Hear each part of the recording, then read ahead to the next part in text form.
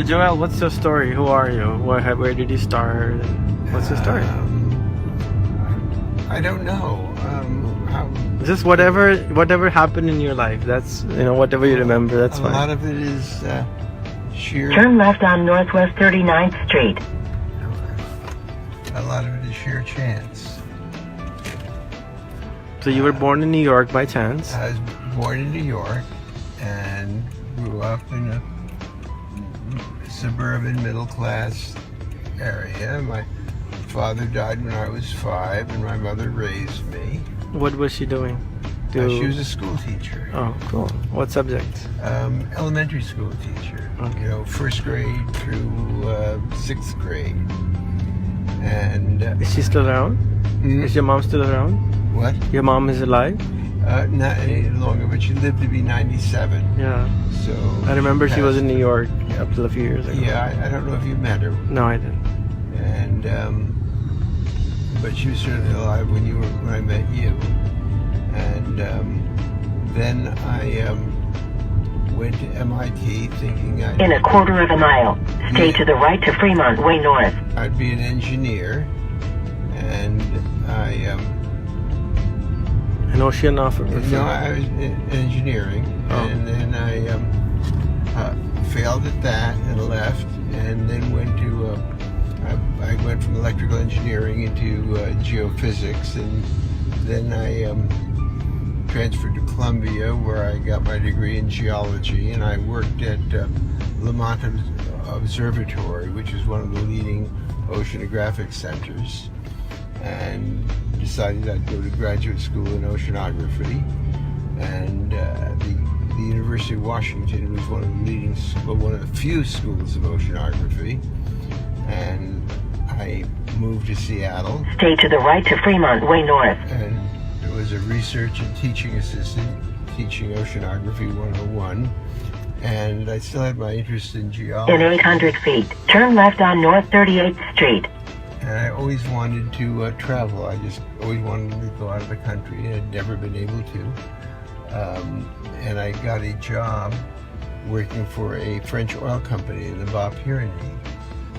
When I was at Columbia, they had these low-cost charter flights, and I inquired to see if there was one at the University of Washington, and there wasn't.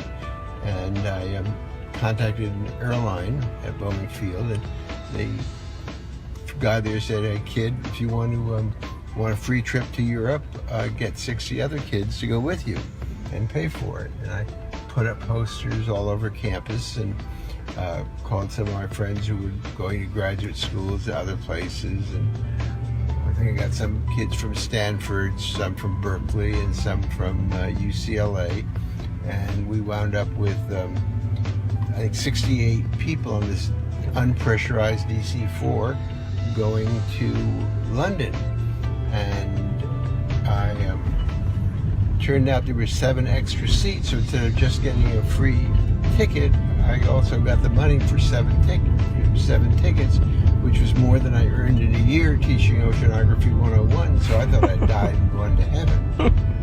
And that was my first taste of business. You had no background in business? No, I... Turn left on North 38th Street. Oops. I had no desire to go into business, looked down upon people in business.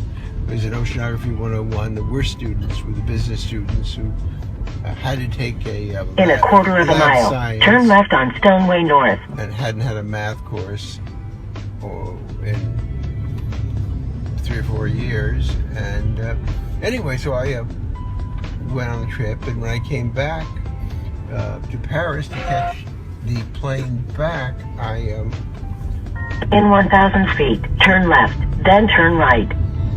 Learned that the airline had gone bankrupt, and they were sending a plane to pick us up, but it would be 4 days later, and the people at the airport de Paris had me signing the bills for free hotels and meals for everyone, and I was Mr. Popularity. I was spending somebody else's money. This is pretty good. Turn left on Stoneway North, then turn right on North 40th Street. I went back to the University of Washington and was contacted by another airline who said, hey, you can get 5% commission as an agent if you represent us and sell these charter flights to other schools. So that year, I think I had 3 plane loads. I think one from University of Washington, one from Cornell, and one from someplace else. I don't even remember where. Maybe it was Stanford. I don't know.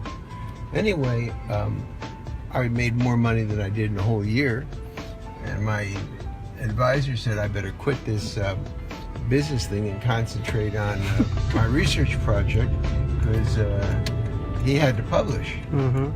And I wasn't about to give up this money, and I'd gotten a car then because, well, this was wealth, and I wanted turn right on North 40th Street. Race sports cars, and it seemed like I could take a year off from school, make enough money to go back and live well.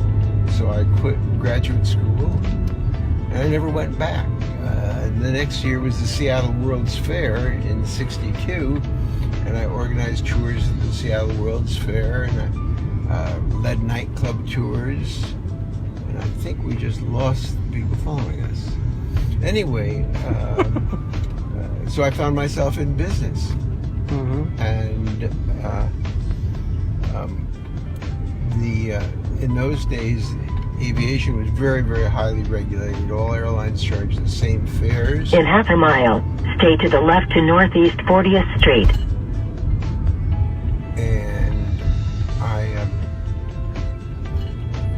don't think I should be doing this in driving, but Okay. let's see.